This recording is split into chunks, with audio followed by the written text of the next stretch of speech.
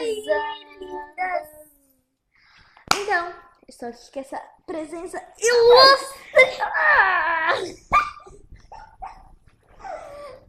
Então, essa gente... daqui é meio fraquinha, tá, gente? Tá? fraquinha. Eu sei como ela é fraca e frágil.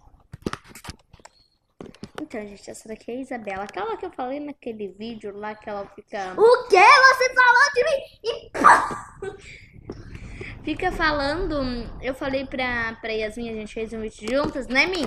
Se você assistir esse vídeo, dá ok aí, né? A gente falou sobre ela, que ela ficava mandando cala a boca o tio da... Tu vai da ganhar Yasmin. e Yasmin também. E pá! E pulha! E pá! Para essa vaca. É tu, só. Não gospe. Ô, gente, essa daqui ela me deu uma TNT, cara. Mas tão forte que eu até vomitei. Meu, cara. A Yasmin, mano, ela é minha melhor amiga. Mas essa daqui é a segunda, tá? Ela é minha queridinha, minha irmã queridinha, segundo. Mas ela fica falando da gente, mas ela também faz um monte de coisa. Pode crer.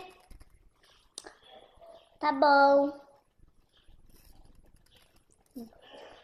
Né? Vamos falar tchau.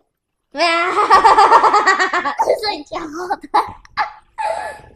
Tá, vamos falar tchau. Só fez... Tá bom, então, gente. Tchau. Só que não. Gente, então, sai daqui se você não sabe terminar meu vídeo bem. Então, gente, bye bye. Beijinhos. E esse foi um vídeo rápido com essa criança. Sua nojenta. Ela é ruim demais. Cala a boca, sua chata.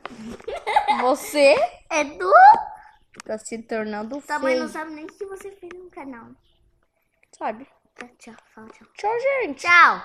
Mua. Nem deixa aparecer essa cara dela. Cala a boca. Vai, tchau.